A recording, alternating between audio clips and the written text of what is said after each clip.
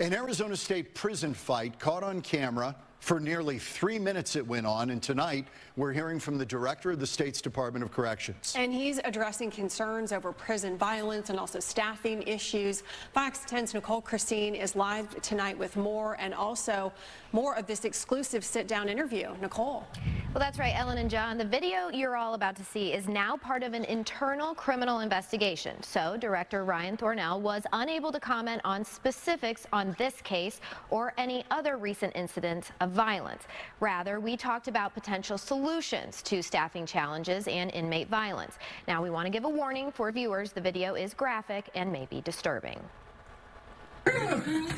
I'm never going to pretend that we're perfect. Video of a recent inmate-on-inmate fight involving what appears to be padlocks on straps, sparking a renewed conversation about Arizona's state prison system.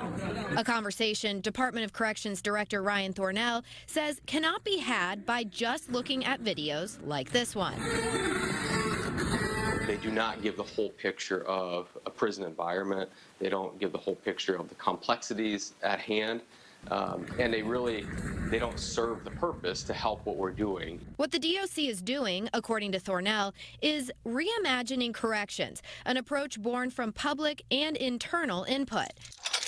One area Thornell acknowledges needs improvement is staffing.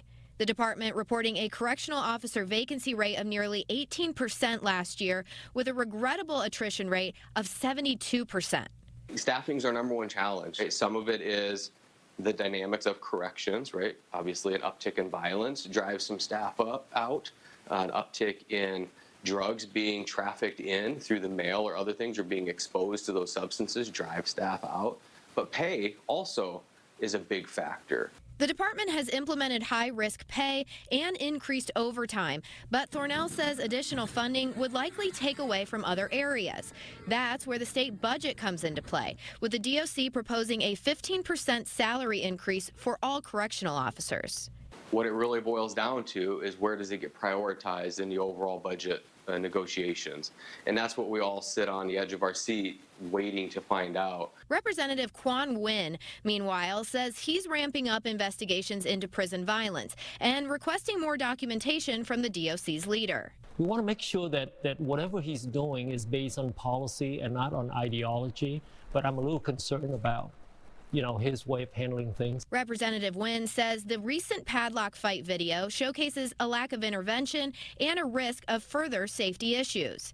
His job, he's got one job, providing safety to staff and inmates. Thornell arguing the necessary support for real change goes beyond just his position. If anything can come from some of this attention right now, it's to give people a better awareness. It's going to take more powers beyond me. It's going to take more resources beyond what I have to really solve this problem long term.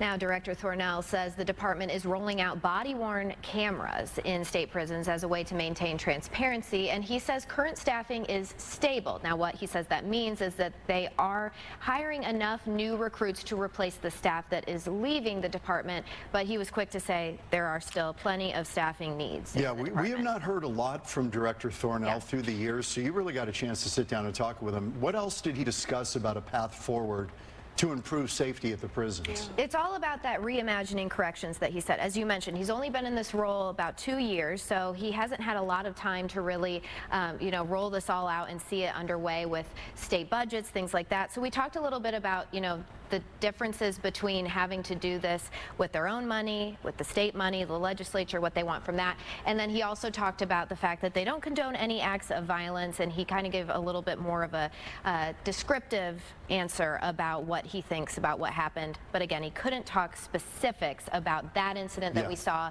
because it's under investigation. Okay. Yeah. I mean, we get it, recruitment. I mean, working in a jail, a prison, I mean, that would be a very difficult job. Absolutely. And I mean, he's trying to bring a conversation to the State House, and he said that they have had some really good conversations. So I think, you know, if those can proceed, then it'll be better for everyone. It caught my eye. How did these guys get padlocks to beat each other up with? And somebody had a cell phone in there to record it. Somebody had a cell phone, and the comment was made when we did this story this weekend. The person who was recording didn't seem nervous that they were going to get caught. They just walked right out into that prison yard recording while those prisoners were, you know, fighting. So there's some questions that need to be answered. They've got challenges. Yeah, and they've had some challenges, and they are investigating this incident. So I'm sure we'll get more information on that in the future. We'll be asking for it. Okay, Nicole, thank you. Thanks.